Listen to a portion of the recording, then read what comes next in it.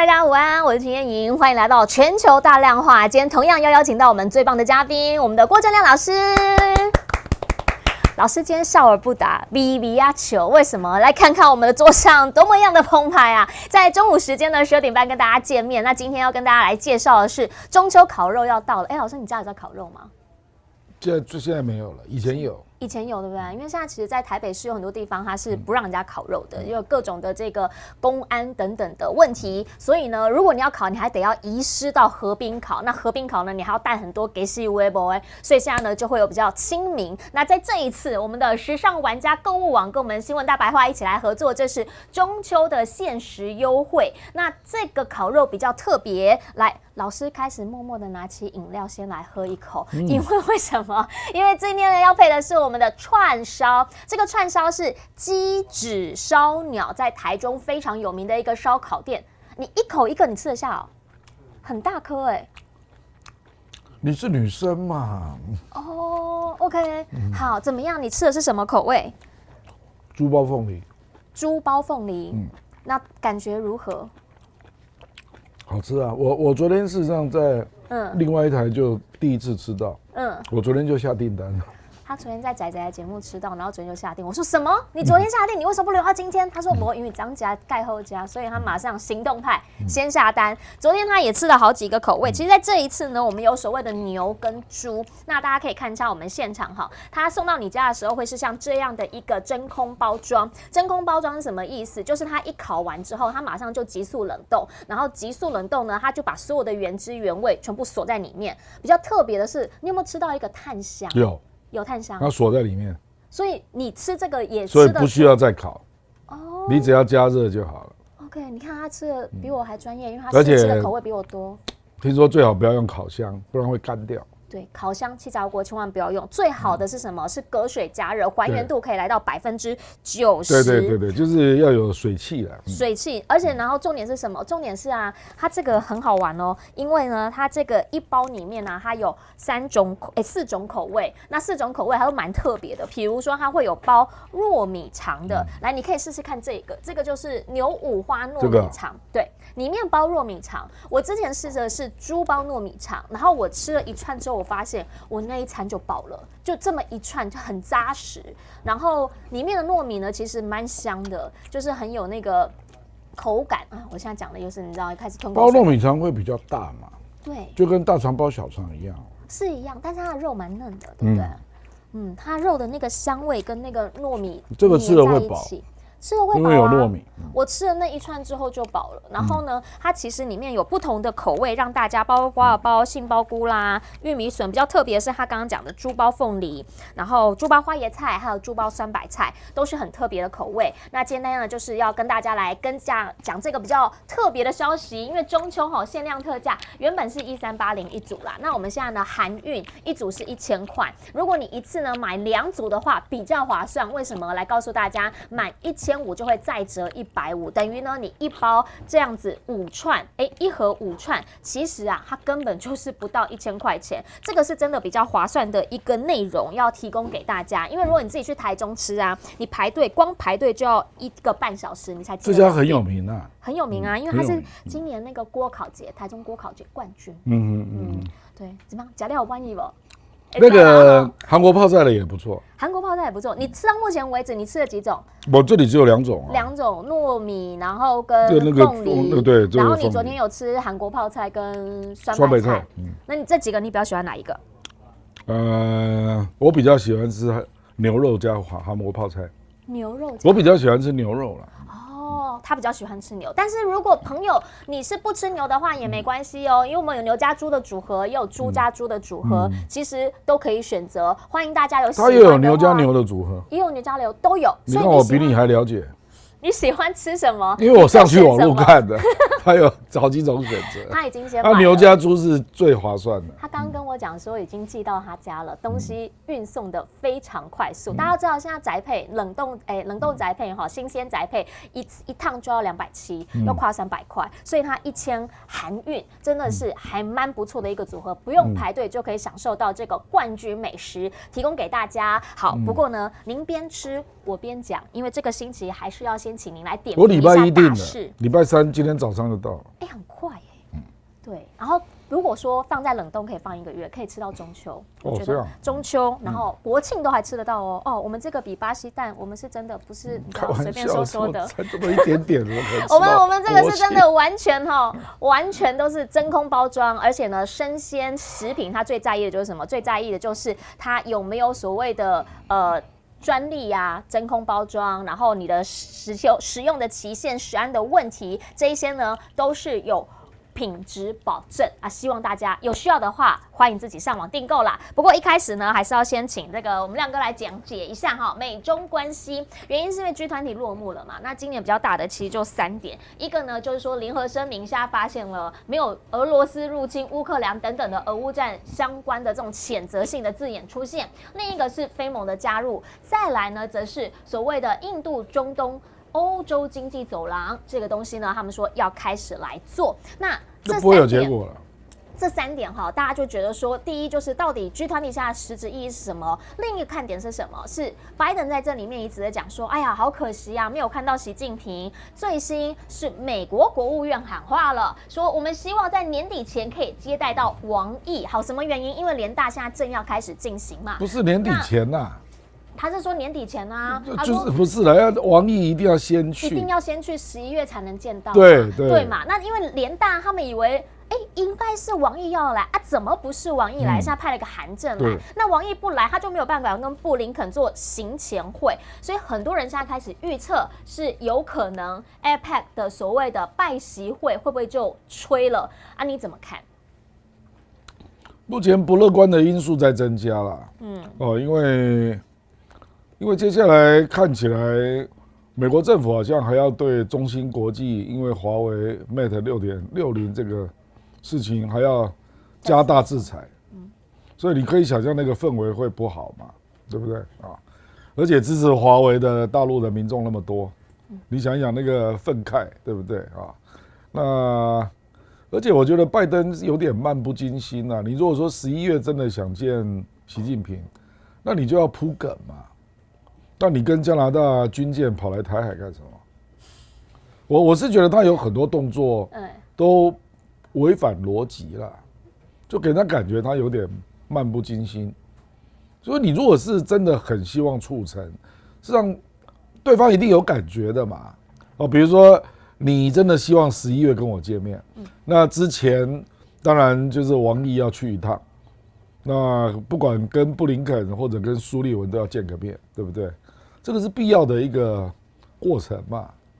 所以那结果你已经邀请王毅快1个月了，王毅没有回应，那就表示王毅对美国现有的表达的善意是不满的嘛。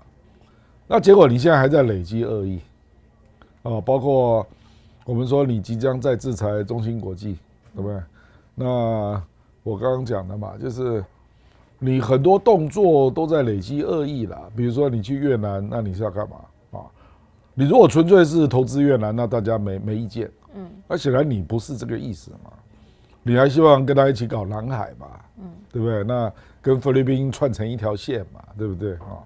就是说，我就觉得这个拜登的思考方式啊，我觉得他的思考方式一直给我一种感觉，就是说，要见面之前我就要加大筹码，那所以我跟你真的见面的时候，我就有更多筹码可以交易，那不会输这样。问题是人家为什么要跟你见面？重点在这儿啊，重点在就是中国大陆一看就是说，你还在加大筹码，你觉得你进我700多家企业还不够啊？所以你看中国大陆连那个波音737，他明明已经下定了，对，到现在还不准他交货啊，所以你就知道关系相当不好了。那你觉得说他这样子一直在所谓的自己做大自己的筹码，他就是有一种自己来把自己的筹码越做越多，但是呢，您刚刚有提到说漫不经心，还是就是真的是我们这样讲会不会有点坏？就恶意而为？为什么会这样讲？因为其实像是这一次他自己在这个越南这一边的记者会上面，他有提到说，哎呀，我跟李强在 G20 的峰会见面，我的团队、我的幕僚，还有他习主席的人跟他的内阁，我还在印度见到他的2号人物，我们谈了稳定，我们谈了南半球议题，一点对抗氛围都没有，讲得非常好。但是回到了中国这边，大家问毛宁就讲说简短的交流，那大概就是李强告诉他，我们的发展呢是机遇，不应该是挑战，我们应该加强交流。那他也有跟我们讲说不会阻止我们，这个大概只有双方对口的时候，就会觉得好像氛围不太一样，想要创造的氛围不同，想要讲话的感受。我这个大概只有站着讲话而已啦，应该吧？然后就10几分钟这样，大概就只有这样。你觉得讲到10几分够丢了？不，反正就是不是坐下来讲话啦。那而且你拜登去G20，你先怎么说话的？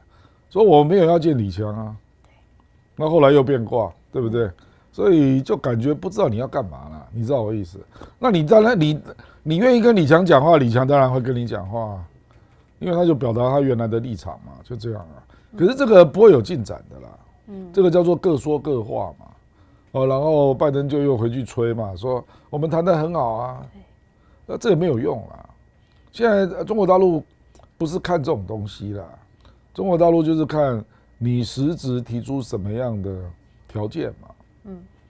因为我觉得这已经是2个没有信任的国家了啦，没有信任的国家只能够逐渐的，只能够用具体的条件来交易了，然后逐渐的恢复信任嘛，不然没有办法交流了。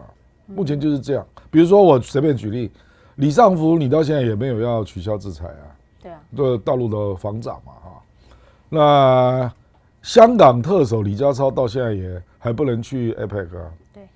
对不对？所以你去想，这种情况你怎么可能跟这个什么军方要恢复对话等等都没有办法谈啊。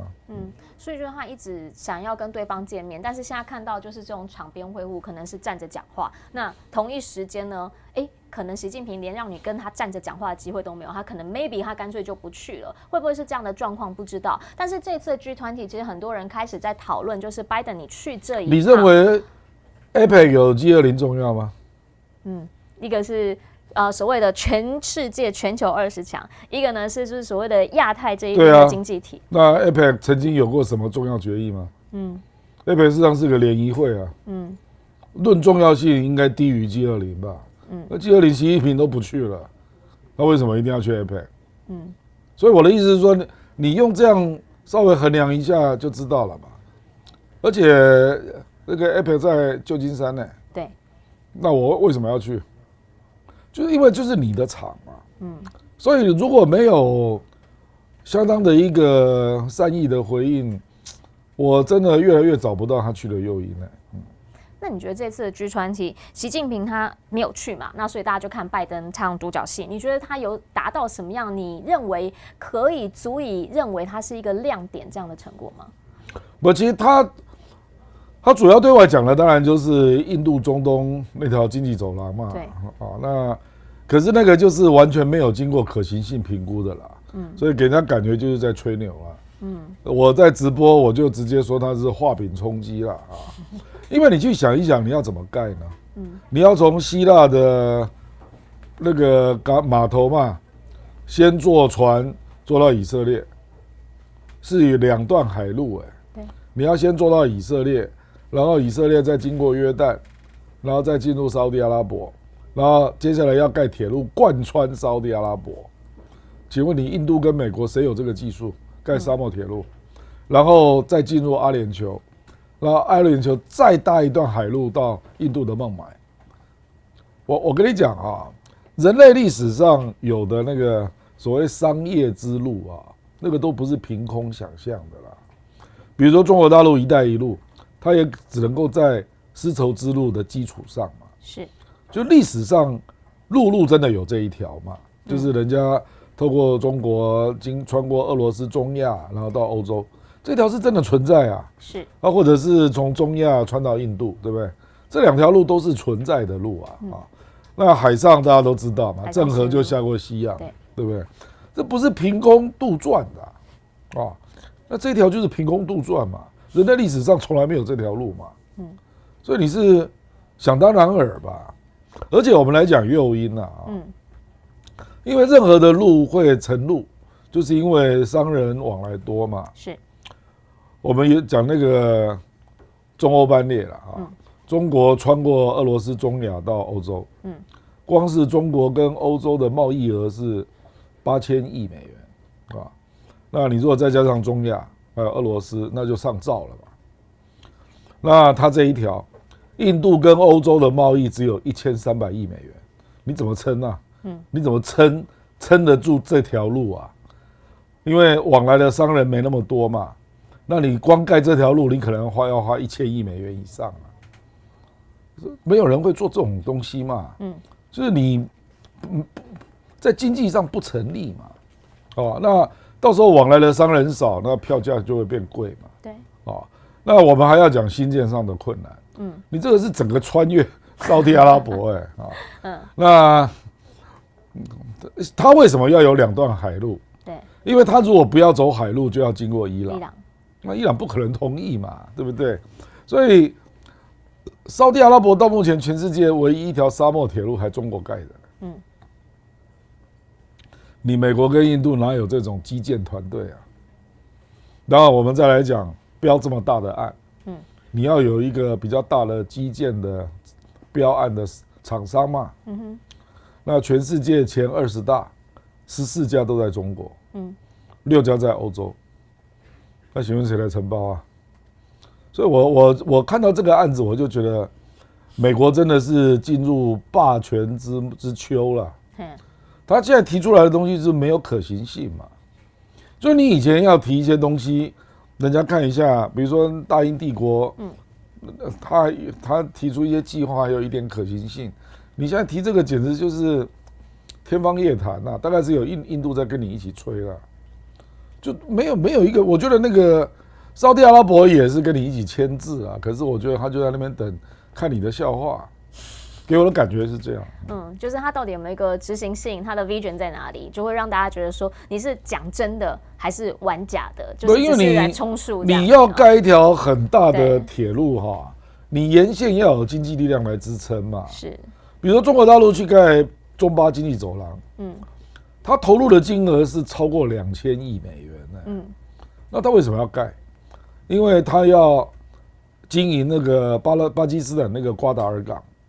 那瓜达尔港未来就会变成它波斯湾或者中东原油的进口港，所以它是有一个稳定的生意在那里撑着，对，撑着，然后它不要经过马六甲海峡，它就穿过巴基斯坦，的意义，对吧？有战略意义，而且有经济的支撑，因为这个原油的金额非常大啊，这个原油的金额可能每年都是2-3千亿美元以上啊，那又有安全上的考量啊。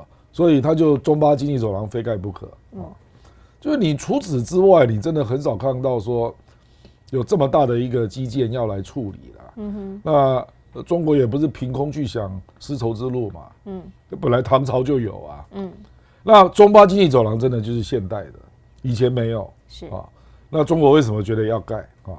因为它有它的新的战略的考虑啊，那也有经济上的支撑。你美国这个。我坦白讲，连那个战略上的考虑都不存在了。你怎么知道沙特阿拉伯跟约旦还有以色列关系永远是好的？这也是一个大灾患。当然啊，当然是啊。对啊，而且更讽刺的是什么？我还看推特上有一个老美就留个言他说拜登你是不是昏啊？你知不知道那个起点希腊那个码头啊，那是中国的因为中国包了希腊一个码头就是那个码头他说你怎么起头的港口是中国标下来的港口嘞？你是不是脑袋有问题啊？就是这样啊。觉得他到底有没有搞清楚状况啦？但拜登这一次其实他到了这个印度新德里之后呢，他马上又赶到哪里？赶到越南。那你想要请教一下这个亮哥，你怎么样？你马上继续加吧，越南哈。想要请教一下您怎么样来看越南哈？因为在越南其实大家讲说，他虽然去的是越南，但是呢，他一直提中国。对。然后呢，在一个记者会上头，当然啦，因为你去越南，大家觉得你是在挖中方墙角嘛，大家提问也会多多少少跟中方有点关系。然后说那个量词的差距大概7倍，7倍，对，大概7倍，你就可以感受到他去的是越南，但是大家想的是中国。那这次去越南到底是为了什么呢？因为他一直强调说，我们其实就是要来提升美越关系啊，的确啦，进了2阶。可是是实质的吗？要请教亮哥，原因呢是因为他在里面我记得2阶是变成战略伙伴关，对全面战略。不过他有带伴手礼了，所以越南也知道了。嘿呐，不，这个就好，因为他把它当作是另外一个友岸外包嘛，是，就是印度之外就越南，而且他特地就带了一大堆 AI，就是美国企业去投资啊，对啊，那这个是真的啦，因为印度也有一大堆美国企业去投资嘛，那人工智能16亿，对，那半导体英特尔投资15亿，是。不过你从那个投资的金额你就知道，这个就是先试点啦，因为半导体15亿算什么啊，对不对啊？15亿台币才450亿，台积电随便一个投资都超过3000亿台币，对不对啊？所以我觉得他就是先试点啦，那这个也不是为了出口啦，就是越南自己要用啊。那越南当然乐见啊，你愿意来投资我的各种科技。我当然乐见嘛啊，所以他也以礼相待，他就订了50架波音嘛，对不对？737的，对不对？那这也是给拜登一个 favor 嘛啊。可是除此之外，基本上谈不出来了。我们讲其他就是指军事了，对，事实上美国是更希望跟他谈军事嘛，那结果美国当然他就重塑自由航行啊，那这一点越南有呼应啊。就是自由航行，那它当然就是说民间的了哈，也能够维持自由航行啊。可是越南又加了一句话，我们也希望根据国际海洋法，然后来签订南海行为准则。对，越南还是把这个话给讲出来了，所以这个就是给拜登一个软钉子啦，就是说我们能够跟你和我们毕竟没有共同防御条约嘛，所以。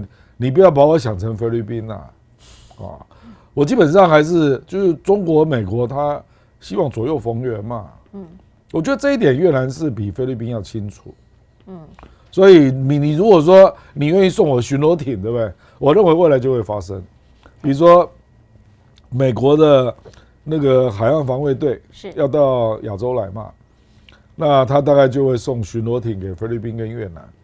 那未来海岸防卫队的海警船可能也会从美军基地开下来，那大家就做海警演习了。这个有可能都是人道啊、救援啊，应该都是用这样的方式来名义嘛，抓海盗啊，对啊之类的。我认为这个有可能。那可是这个毕竟不是军事性的，这就是海警嘛，海上巡逻嘛。那人道救援嘛，等等嘛，这个没有问题。是这个越南应该会参加，可是再往上就不可能了啦。再往上就是基地借我用啊，我认为这不可能的，不会到这个不可能，因为越南跟他打过仗，越南没有那么笨啊，他知道美军背后就是 CIA 了，而且他是社会主义国家嘛，我怎么知道你哪一天不来和平演变呢？我觉得这个警觉心他有了。所以，什么借用基地啦、租港口啦，这不可能啊。那如果深入一层看的话，你觉得他这一次，当然他来到越南，大家会觉得说，就是有一种挖墙脚的感觉。那他也给了他面子。那之后呢，其实他们有机会在。我觉得这个你也不要把它理解为挖墙脚了，因为这个世界上有越来越多的国家是希望中美之间都得到好处的。是，事实上是美国要人家站边。中国从来没有叫人家站边呐，所以你说挖墙脚，中国又没有叫你站边，所以哪有墙脚可言呢？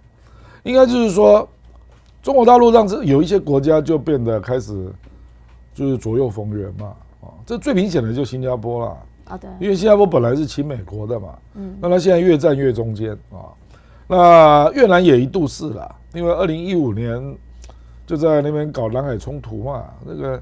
越南还不是有排华暴动，我们台商受伤了一堆啊。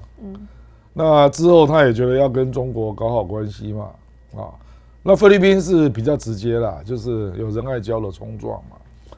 不过基本上就是说，菲律宾也不会因为仁爱礁的冲撞就反中啊，没有啊。所以我是觉得，大概就是中国对于那个东南亚各国，他是有自信的。他就是认为说，只要你不表态站在美国那边，那自然而然我就有自信可以透过经济的互动，然后逐渐把你拉过来。我觉得目前就是这个状况，因为中国在东南亚的贸易已经是美国的2倍，对，所以它的筹码太多了啦。那基建，美国没有能力基建啊，那还有融资哎，比如说老挝中老铁路，中国大陆就融资了老挝35亿美元啊，这个美国绝对做不到啦。哦，所以我的意思就是说，事实上你不要把这个理解为挖墙脚，不是，他们不是中国的墙角，中国只是希望说我们就经济论经济啊，那政治呢，也不要搞冷战的模式，大家就事论事来谈，那南海行为准则嘛，哦，大家各自争议先来开发嘛，啊，我觉得他的政策是蛮清楚的啦。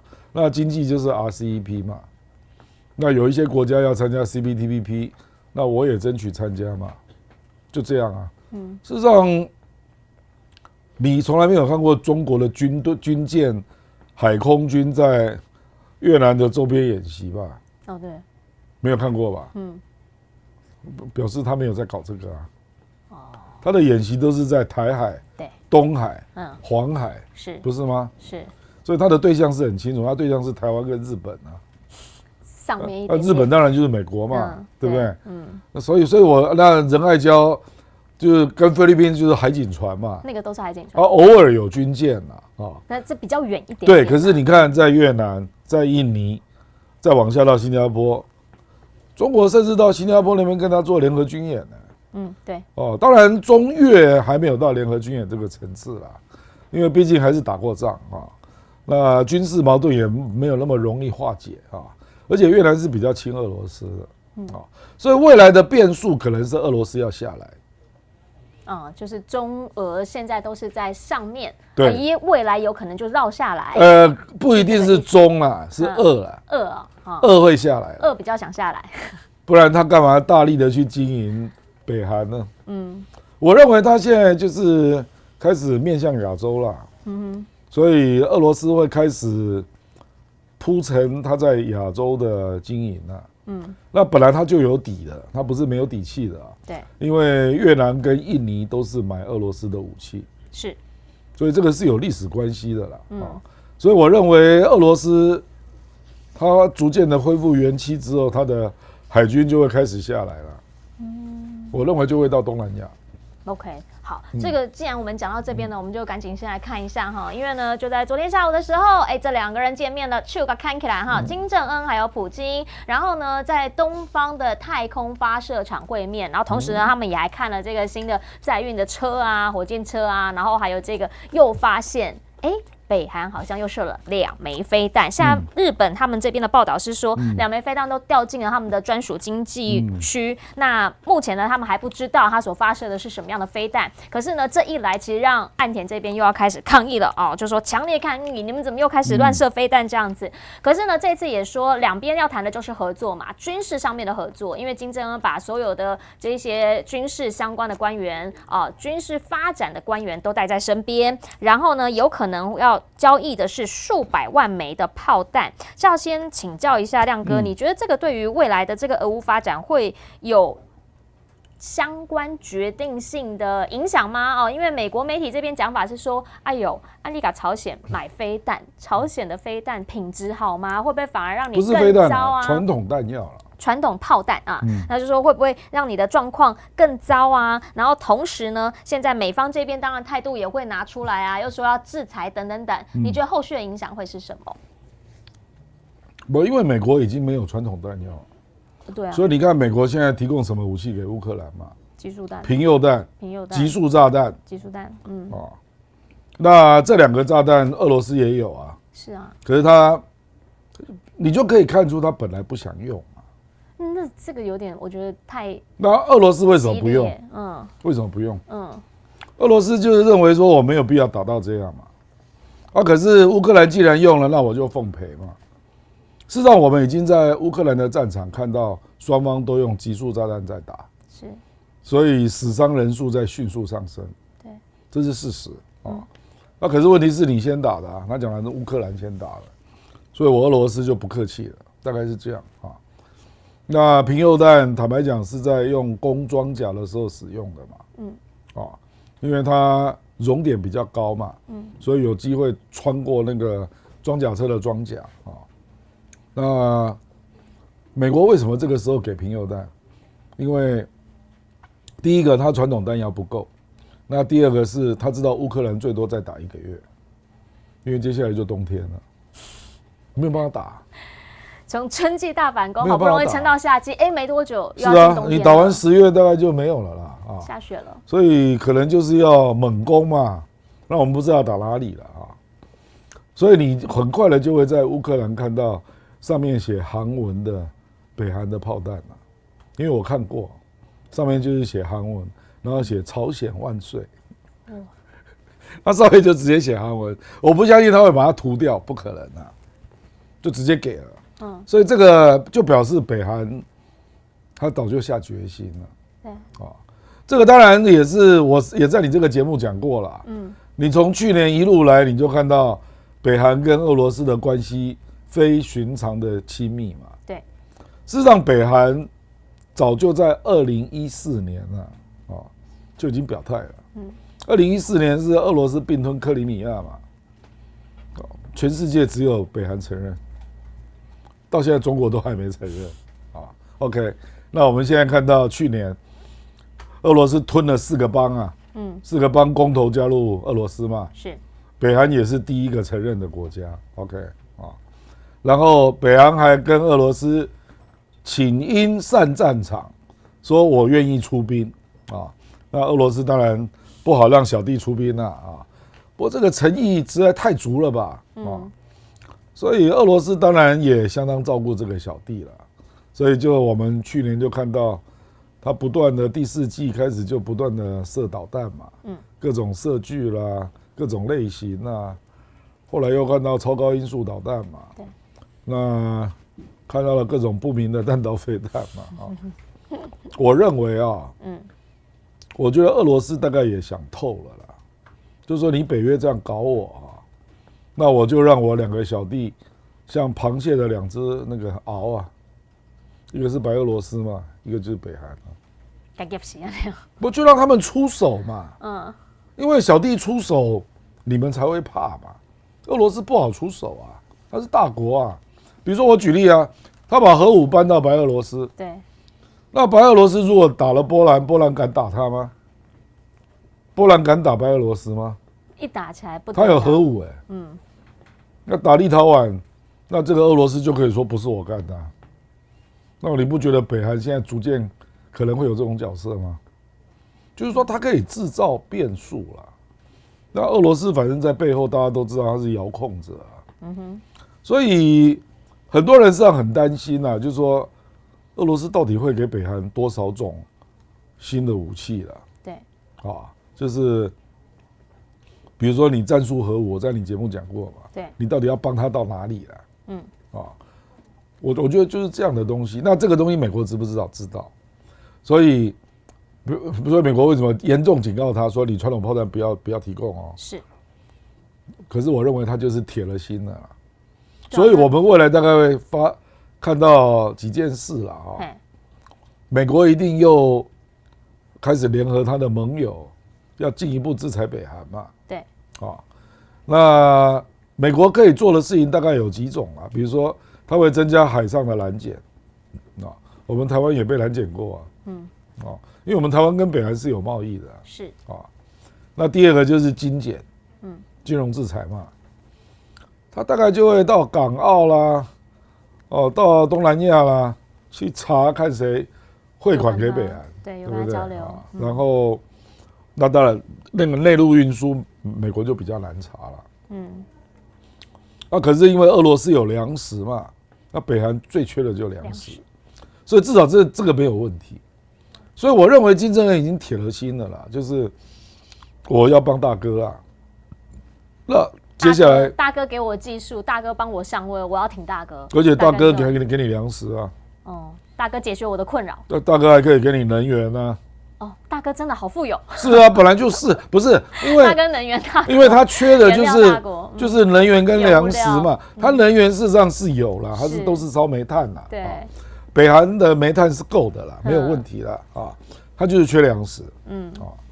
那所以我才在跟你讲说，事实上最近俄罗斯跟北韩的一些互动啊，这个账不一定能赖到中国头上啊，因为这个中国不一定同意，你知道吗？其实中国站蛮边的，其实中国站蛮边。不然，你应该说，你应该说北韩这个政权本来就是亲俄罗斯的啦。哦，对啦，一开始就是亲苏联的嘛。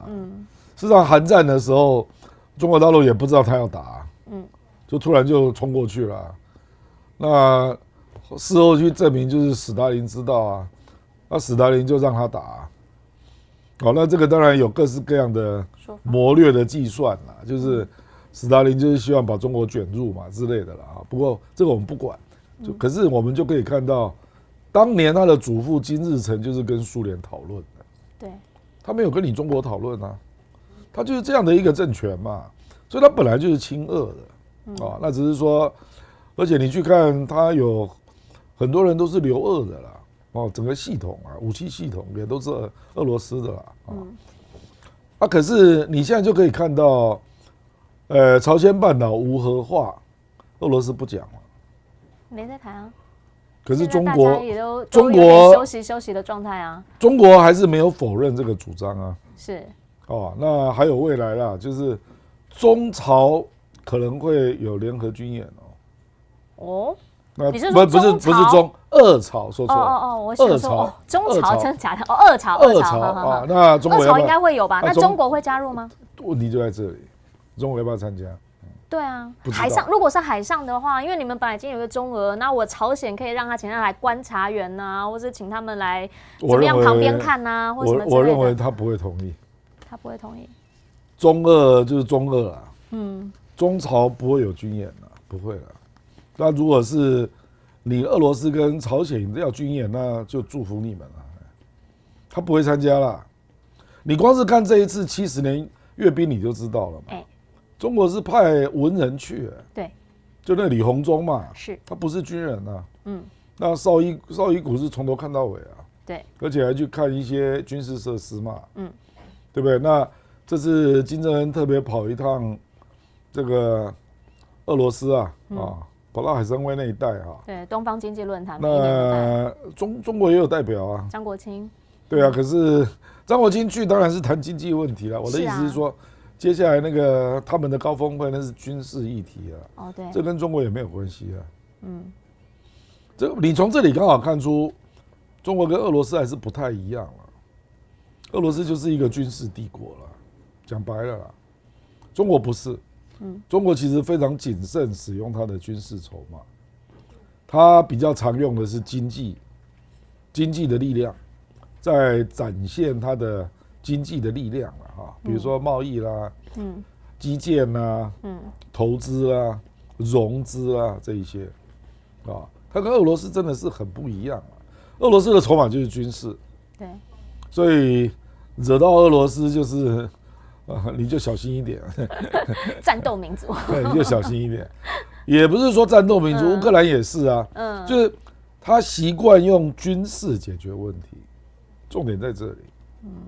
就是他的强项在这里，所以他习惯用这样的方式来讲话，因为从实力说话嘛，我的实力就是这个嘛。对，比如说你看，我们举例嘛，日本排核污水嘛，那中国大陆就用经济手段嘛，对，他就禁你的水产品嘛，对不对？对。那俄罗斯就放话啊，说你这要负责任处理啊，不然你等着看。看什么？你不知道会发生什么事啊。那他只有说，现在对他的水产品进口用最严格标准检验。所以现在我估计俄罗斯现在应该没有人在进口日本水产品啊。因为他就用最严格标准嘛，而且现在是正在火头上。我相信韩国也没有了，谁敢进口啊？对不对啊？可是，如果这个事情拖久了，是，我跟你讲，俄罗斯就是习惯用军事解决，有可能会出手。那他的方式有可能是很多啦，他北方四岛就开始开发，然后从那边开始建海军基地啊，他方法多得很啊。然后就3不5时就到你日本周边绕一绕啊，他方法多得很。可是我想得出来，他的筹码要么就是能源。管制出口啦，要么就是不然就军事啦。他的筹码就是这一类的啦，尤其是军事啦。OK， 军事有可能会出手，但是他刚刚这个亮哥已经就先帮我们卜卦啊，中朝娥，人家有人在问说有可能吗？这个是不可能的事情，大陆这方面想的还蛮清楚的。不过呢，另一件事情是，现在基本上普京他是已经有在跟中方代表张国京讨论说，年底前双方要举行最高级别的接触，然后下个月基本上现在应该“一带一路”他基本上是会去了哈，因为他其实在今天在这个东方经济论坛上面讲话的时候，他还特别提到说，西方为阻碍中国所做的努力令人震惊，不会得逞，因为这个火车呢是已经开走了啊，其实都在帮中方讲话啊。比较有趣的是什么？比较有趣的是他还帮川普说话，他还特别讲了说，川普呢现在被拜登政府诉讼，这个叫做政治迫害，还特别的讲啦，用苏联时期的话讲，就是他展现了美国的帝国主义兽性外表，还有兽性的邪笑啊，就觉得说，他其实在这个话语权上面，普京真的是还蛮会做这些事情的，已经蛮会知道怎么样在说话上面为自己再多找一点筹码的。普京讲话本来就非常很好下标题，每次讲我都想说好下标题。他很会讲江湖术语啊，对，川普也是啊，事实上他们两个是互相欣赏啊，他们两个是好朋友。那金正恩现在拜登说想跟他见面，你觉得再这样下去还有机会吗？不可能。拜登他现在他的朝鲜问题他怎么办？不可能啊，因为拜登如果跟金正恩见面，就是要他不要提供给俄罗斯武器嘛。对。那这一点北韩做不到了。北韩我认为已经下决心了啦。那美国在这种情况之下只能制裁他，怎么可能见面？而且北韩可能也想透了啦。他就想说，你拜登执政2年多了，他也不愿意跟我谈。对啊，那经济的制裁你都不取消啊，那我没有别招啊，我只有一路黑下去啊，黑到你受不了要跟我谈为止啊。所以我说他的逻辑也在改变啊，你知道吧？那事实上，美国大选介入啊，俄罗斯是有历史传统的啦。对啊，因为坦白说啦，这个美国恶意的人也不少啊。而且他们毕竟还是用西方的语言嘛，所以他们对彼此的社会了解是比中国大陆要深很多的。这个俄罗斯了解美国的程度超过中国了，超过了。你说超过中国了解美国的程度？远远超过，远远超过，尤其是对社会的了解啊，所以他选举会介入，因为他要支持川普。那中国没有可支持的对象啊，因为这两个是不一样的黑啊，你知道吧？没有哪一个对我比较友善。没有啊，没有啊，这是川普，他可能也许会希望川普当选啦，至少川普就是比较阳刚嘛，他不会像拜登这样讲话不算话啦，你知道我的意思？至少说话会算话，他敬你就是敬你，他是要什么真君子跟伪小人，就出拳就出拳啦。真小人伪君子，对不起，真小人伪君子。出拳之后就是要跟你交易嘛，川普就是这种人嘛。我觉得这种人，中国大陆反而比较欢迎。就是我知道你有哪些地方不喜欢我啦，可是你说话算话，大家来交易嘛。所以，我坦白说，这以后再来谈啦。我认为川普如果当选，明年11月了。对。我认为2024到2028，川普如果当选，对台湾反而比较不利，因为他是会玩大交易的人，比较容易被卖掉。那拜登不会。拜登他还是纠缠在他的意识形态，那个意识形态就是什么民主价值啦，你知道我意思？川普没有这种东西啦，川普管你什么民主价值？川普谈的就是利益，就国家利益，那这个东西中国大陆就比较熟悉啦，那民主价值也不知道怎么跟你谈啊，就这种东西可是他们会先就俄罗斯啦，俄罗斯会先想办法去帮川普当选。那我认为，川普的胜算真的比较高了。目前看起来，对，因为拜登实在是给人家感觉好像身体的状况越来越不太妙啊。所以连贺锦丽都松口了。对，说我随时准备好了，对不对？他那句话我也是觉得他是在黑他吧，他不是他副手。可是他没有必要讲啊。对啊。他为什么把他讲出来？对啊。我觉得民主党内部这个声音越来越多。就是认为拜登的身体真的撑不住。我讲的撑不住，不是说他会生病立刻倒下去，而是说你如果2024你硬要当4年，你恐怕会犯很大的错误啦。变数很大。就是你会不断犯错了，就你的精神状态并不是那么清晰嘛，那你就会犯下很多决策上的错误。我觉得民主党现在这种思想的人越来越多。因为他最近其实真的是还蛮长。我们现在讲一个这个其实呢是他去越南的时候，然后呢，这我觉得应该是幕僚，因为他是发那个 Twitter， 就是现在所谓的 X， 然后结果呢，他其实是要感谢武文赏，结果他发的图是王庭惠，就是国会主席的图，要感谢国家主席，结果发成国会主席的图，这就很尴尬嘛。但我觉得这应该算是幕僚弄的，幕僚的错误啦。可是他的幕僚也很长，就是比如说在问他话的时候啊，像有记者就问他说，那请问你到目前为止都没有跟习近平见面？然后他就跟他说，我不知道你是谁，但我要去睡了，然后就走了。幕僚就真的帮他把这个记者会给结束了。大家就会觉得他奇怪的地方越来越多，越来越多。可是问题是，我想请教，那他这样子的一个状态哈，他怎么样来打这一场仗？因为这个又是一场硬仗。好，主要呢就是因为在这个苹果的手机已经开始15亮相了。好，来15亮相呢，大家开始在发现应该是要有亮点，发现没什么亮点。然后主要的原因就是因为它让纳斯达克指数股票跌了1.7%，然后纳指直接下跌了144点，你已经快要清盘了。好，然后呢，自去年连续3季以来的下滑趋势就是一直往下，一直往下，一直往下，因为科技拉不起来嘛。那今年呢，现在还说了，本来呢说还有8000万只，现在说恐怕只剩下7800万只苹果的出货量，完全的不看好。大家就说就是因为跟华为开玩笑啦，那么才减少200万啦。他就说本来是8到9000万啊，然后现在说不到8000万啊，就7800万啊，然后就整个往下跌啊，就有可能啊。对啊，往下跌，它算的差不多是2成左右啦，然后再来是什么？再来是说整个概念股很暗淡之外，就是因为华为的新机，有可能他说光华为就可能让它少了1000万只，所以大家都觉得他不是太看好这场战争会持续的打下去。他讲的是2024啦，对，2024。那华为到2024的出货量搞不好不止1000万只嘞。他这边有一个2024的数字说，2023啊，到2023出货量有可能会增加到3800万。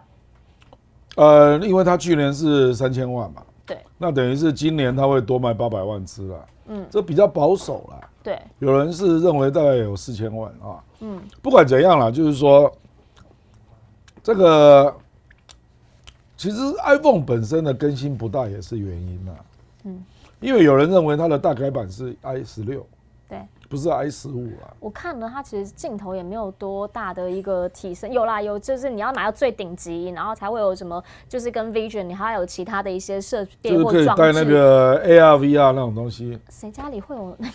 可是听说跟那个连接更好的是 i16。哦，你说跟这个技术连接更好的是，对，跟那个 Vision 啊，因为苹果可能也会自己做那个 Vision 穿戴装置，对，穿戴装置啊。那另外就是它了不起，就是电池听说续航力好一点，然后改成 Type C 嘛，对。那听说重量也没那么重啊，对，差200克。可是你如果是买13、14的，你就会觉得变量不大，对，所以换机的诱因就会变少嘛。那又有人给你传这种很大的利空啊，说他 i16搞不好明年就出来了，那我这样买 i15干什么？你要知道现在9月嘞，是啊，明年就出来了。是啊，而且大改版是 i16，那我有必要现在买吗？对不对？而且不便宜啊，说实话，虽然没有到原本预期的那么贵，但也不便宜啊。换机的人不会考虑这个啦。哦，对不起，因为是家庭主妇不是啦，因为跟电信公司签约嘛，所以你感受不到那个立即的压力啦。你如果是用苹果，因为它可以折嘛。是啦，你可以旧换新啊。可是你想的是，改版明年才是一个大幅改版，我干嘛现在弄？那另外一个就是因为它在中国大陆的营收占19%。对。那如果说有相当多的大陆老百姓已经订了华为 Mate 60，那因为那个也是高阶手机嘛，所以你不可能买第二支嘛，就会被取代掉嘛。那目前在排队等手机的，今年呢，华为已经说他要拉那个 Mate 60的产量到1500万只，当然他今年没有办法出完了。比如说那个谁啊，郭明骐啊，还是陆行之啊，他们就认为华为今年年底前 Mate 60能够出600万只就相当了不起了啦。就是量产出对，可是明年那个订单还在持续嘛。对，那搞不好还加做。而且一般大家都认为华为明年应该就是重新崛起的年了啦。因为大家对它会有期待值嘛。对。现在看到穿戴装置也出来了。那听说还要加入笔电那他那个你知道那个他车子也出来了。今天新的能源车问界7嘛。对，然后他讲说 M7 一口气降到台币啦降20万，所以呢他就讲说是打价格战，然后要抢就是抢市占这样子。我跟你讲，小姐，其实你知道他的车的性质啊？是您说。这个问界 M7啊，它是豪华休旅车啦。对。那它对标的这一台，对，它对标的 BMW 跟 Mercedes-Benz 的豪华休旅车价格是它的3倍，就是要300-400这样。所以你想一想，Mercedes-Benz 你去买是要300多万，30，那他给你卖120万，所以他刚出来立刻就拿到2万辆的订货。你说一出就2万，2万辆，就是这样啊。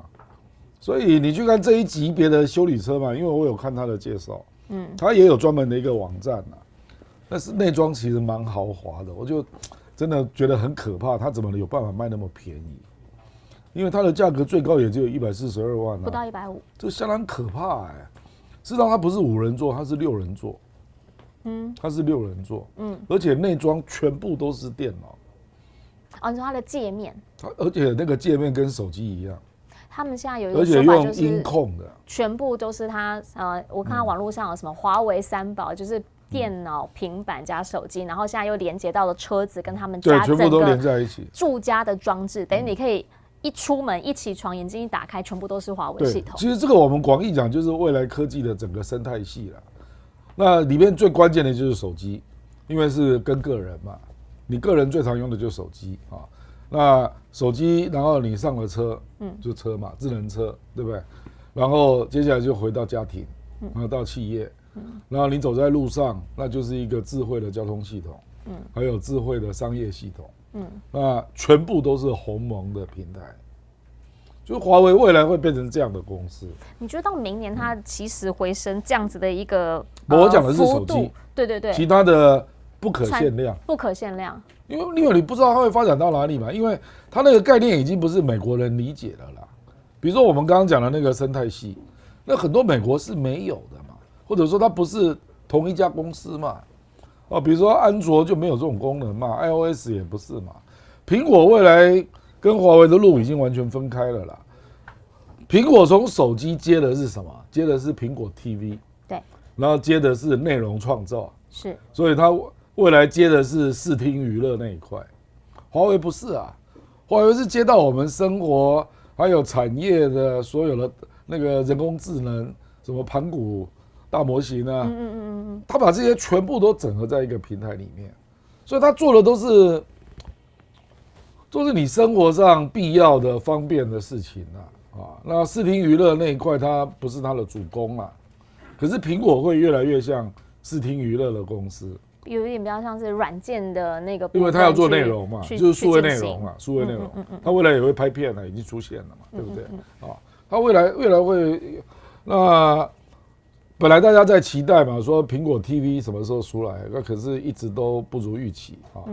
那另外一个就是苹果会不会做车啦？那现在看不到，还是没有。这个事实上就是你必须佩服这个华为的地方啦，就是说它为什么它的智能车的平台一下子就可以让大陆的那个电动车啊这个领域的人接受。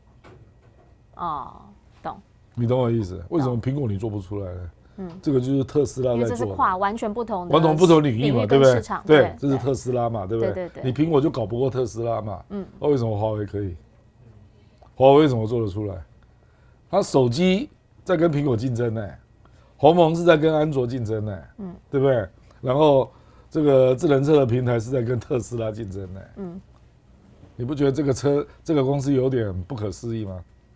全面性的反扑的那种意味蛮浓厚的。我觉得他等于是他一开始就立志要做整合性的平台，那有点被逼出来的啦，因为他本来也没有鸿蒙啊，也是，他等于是被逼出来的啦，然后做到今年就做到4.0啦，他以前也没有鸿蒙第一代，事实上相当不好用啊，我做梦也没有想到它会变成物联网，然后各种你说手机啦、车啦、家庭啦，全部连在一起的，数位整合平台，然后还介入大数据，那个盘古大模型是他做的啊，对啊。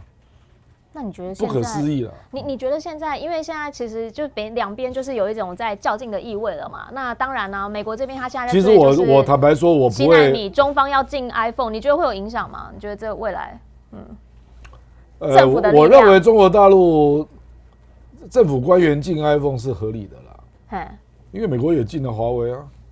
对啊。你要知道手机的本质，你知道吗？你的手机没有开机，本身也是窃听器，你知道吗？对，因为它会常常跳出我刚刚讲什么，它就会跳出广告给我，告诉我你可以买这个。我跟你讲，它是可以遥控的啦。是。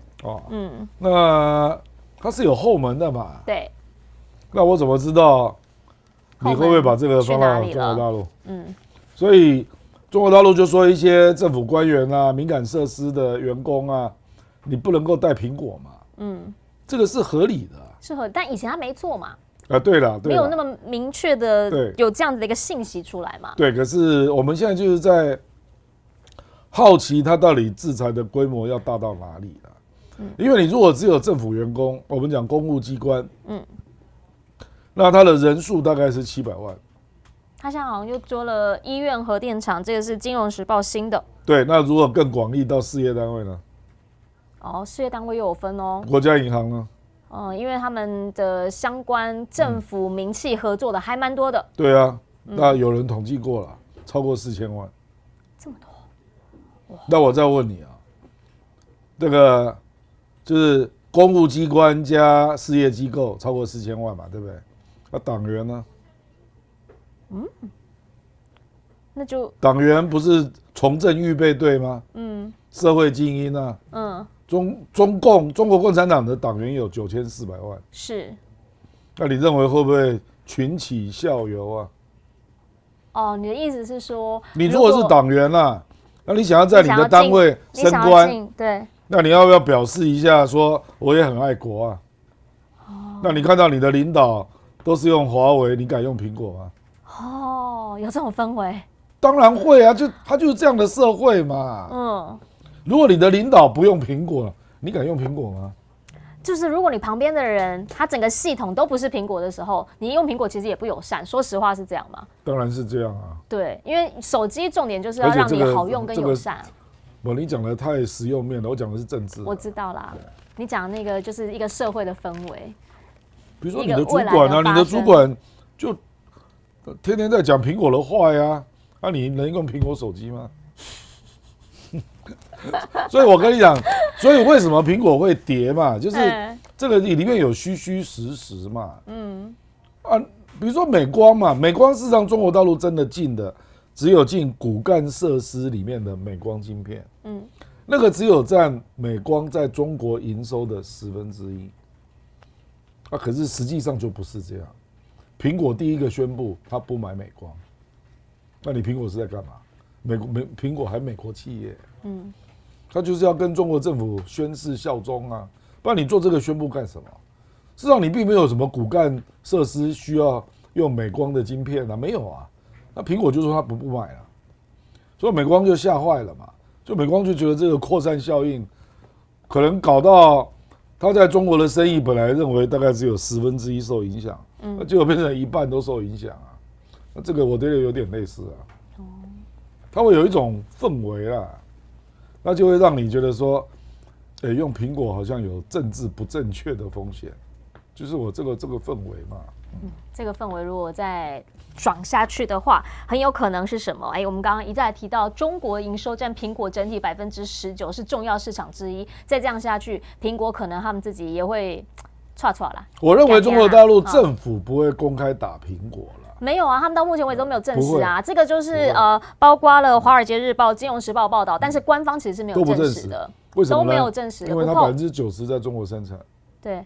他一再也跟大家强调啊，就是说，包括像先前那个特斯拉也一直在讲，我们没有什么技术会传回去啊，什么之类的。对。但是大家也开始在讲啊，讲说很多地方说特斯拉车不能进去啊，这是事实嘛？因为那个标都已经出来了。北京啊，对啊，北京有些地方就不能进去，官方也没有明确的说啊。对啊，但在做可是没有明确的说，所以我就跟你讲虚虚实实嘛。那可是社会民间就这个氛围就会散开嘛，就是这样嘛。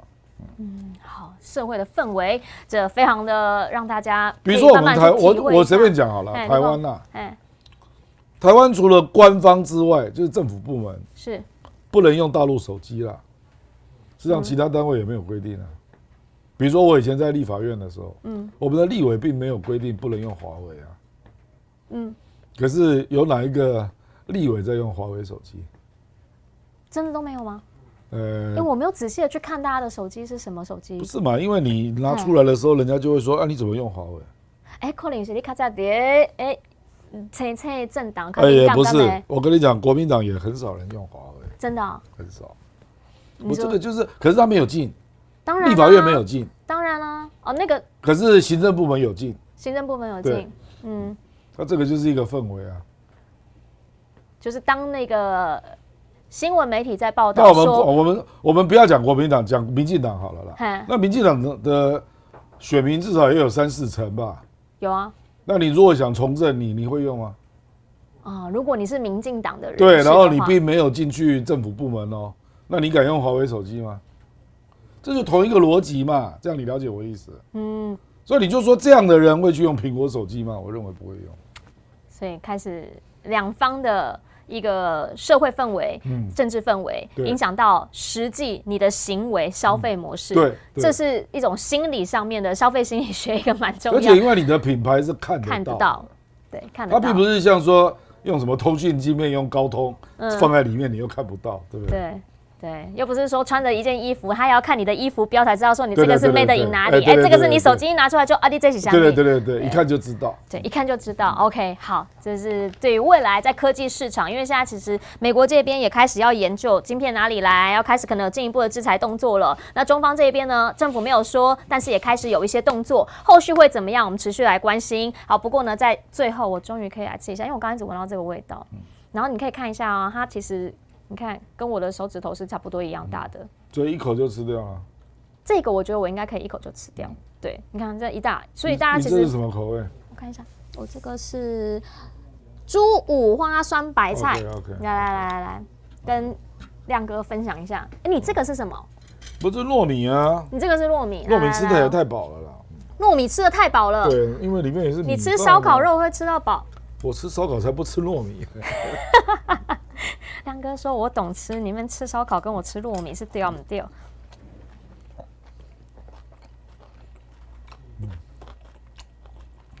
不错，我觉得这个不错。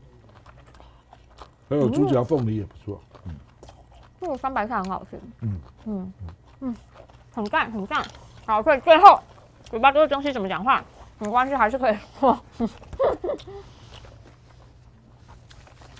要给大家看一下哈，我们中秋的限时优惠，一组是1000块，一组里面呢会有这样子5只，那你可以选牛的，也可以选猪的，同时呢跟大家讲可以送礼，好，为什么？这样讲话真的好丑哦。都当妈，真的好丑哦，都当妈了还计较，有够丑的。来，一次买2盒比较便宜哈，有原因是因为2组，1盒里面有两组，那如果呢你一次呢，不对。一组里面有2盒，我在讲什么？一组里面有2盒，你可以自选牛加牛，或牛加猪，或猪加猪。所以呢，各种需求我们一样都会给您看顾。另一个部分呢，只是说一次如果买2组的话，3000块可以再折150，那算下来呢，这个2盒就是900多块，不到1000块钱，基本上呢是真的蛮划算。中秋送礼，它其实呢还有一个蛮漂亮的盒子，对，你可以直接就吃月饼，大家吃的像有点腻了。我不知道你会不会，就是如果收礼的时候，我昨天又收到2箱，真不知道怎么办。你人缘太好了，才会有这种困扰。就是月饼呢，有的时候吃的腻的时候，其实就可以跟大家讲，你们可以开始来思考一下，是不是有送不同的东西。然后呢，同时呢，也跟大家来看一下，它的盒子会长这样，这样子。拍得到吗？拍得到我的手机吗？拍不到，拍不到。哪一只？好，这台，好啊。请你拉大好不好？盒子会长这样子，所以呢，你其实他送到你家的时候呢，就在这个盒子里面会有2盒，那这样子一组呢，现场也有，对，来就这个盒子哈，提过去送礼，其实呢，大板糕满意，大板糕满意，对，因为它要鸡纸烧鸟，所以呢，这个叫做鸡纸即食，即食可是马上会在家啦，我知道，你拿出来之后，千万不要退冰哦，好不好？回到家如果放冷冻，千万不要退冰。水滚之后放下去，然后隔水加热，因为那样子你那个肉才会把肉汁全部锁在里面。我觉得这个是吃串烧的时候最重要的一件事情，所以呢，也分享给大家，推荐给大家。他这个还得到全台湾唯一的串烧发明专利耶。它的真空是专利的，对，所以你才可以吃到，因为它把味道锁在里面，你还可以吃到那个炭香啊。对啊，所以这个是真的蛮厉害的啦。这个刚刚要声明一下，这个是零酒精的哈。他今天讲话还是有负责任的。好啦，跟大家来推荐，这是我们现在这个中秋特卖最新的一个台中锅烤节的冠军。平常排队要1.5小时，那今天呢在这边不用等，今天下单，亮哥说2天之后就会到你家。他住台北啦哈。如果说你住的比较远的话，也许会有些时差，但是急速到您家，让您急速享受这个即食美味。今天也要非常谢谢大家啦同时我们在最后还是要提醒大家，等等呢，在大概半个小时之后，我们新闻大白话准时上线。我们是在2点15分会在网络上面 YouTube 频道直播，所以欢迎大家2点15分到下午的6点15分能够持续锁定新闻大白话。今天全球大白话就在这里了，谢谢亮哥，也谢谢大家，我们下周再见，拜拜，拜拜。